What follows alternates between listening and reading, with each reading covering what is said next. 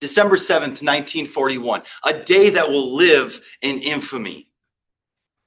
Most of us learned that in our history classes growing up because it was a day filled with devastation and shock and destruction. It was a day that changed the course of American history. But for my family, December 7th, 2024 means something much different. Because it was the day that my son received a new heart. 283 days later, we walked into the hospital room with a suitcase in one hand and hope in the other hand. We packed our suitcases for a few days, maybe a few weeks, potentially a few months. And boy, were we wrong. 283 days. That's 9 months and change. 9 months of eating hospital food. 9 months of hearing alarms and whistles beep at 3 o'clock in the morning. 9 months of watching my son sleep and just praying that his heart would continue to beat through the night.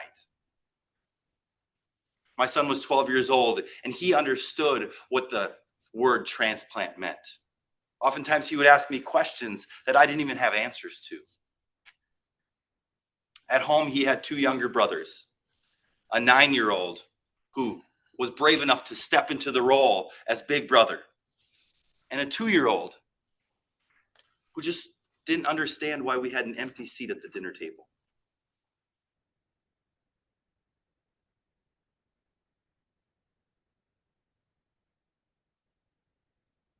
But how do you explain heart failure to a 2-year-old? How do you explain waiting to anybody? Because that was our full-time jobs, waiting. Day 1, hope. Day 50, adjusting.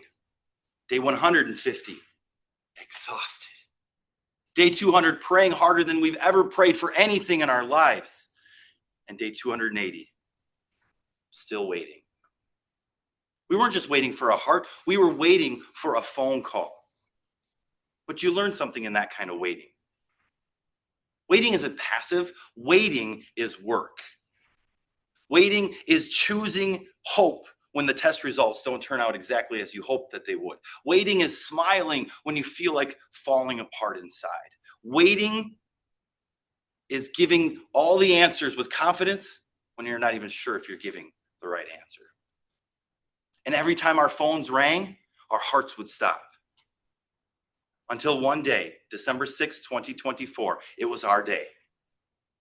There's a strange stillness in a day that changes your life. You see, the world keeps on spinning, but everything inside of you freezes. We've accepted a new heart for your son, said the voice on the other side of the line. And in that moment, gratitude collided with grief. You see, because for my son to receive a new heart, another family had just experienced unimaginable loss. The next morning, we wheeled our son off to surgery. And we waited. And we waited long, grueling hours. Finally, the doctor walked into the room. The heart is beating. 4 words. 4 words that changed everything. And the next time that we saw our son, he was being wheeled down the hallway with doctors surrounding his bed, monitors beeping, tubes coming from every part of his body, and a brand new scar down the middle of his chest. A scar that would eventually fade but never go away. But do you know what else was there? A steady and strong heartbeat. A new heart, a second chance, a gift. And 10 days later, our son, for the first time in 293 days, would step outside of that hospital. He would get home, and 9-year-old brother would happily hand over the duties of big brother to his brother. And 2-year-old brother would smile as he saw him sitting at the end of the dinner table. And for the first time in 9 months, I wasn't listening for monitors. I was listening for life. December 7th will be written in the history books as a day that will live in infamy. But in our family, it means something much different. It is a reminder that every ordinary day is an extraordinary gift. It is a reminder that time is not something you spend casually. It is something you are entrusted with. And it is a reminder that the heart is more than an organ. It is courage in a 12-year-old who, for 9.5 months, rarely complained. It is bravery in a 9-year-old who stepped into a role that he was never meant to fulfill. It is innocence in a 2-year-old who just wanted his big brother home. And most of all, it is generosity in a family who said yes in their darkest hour.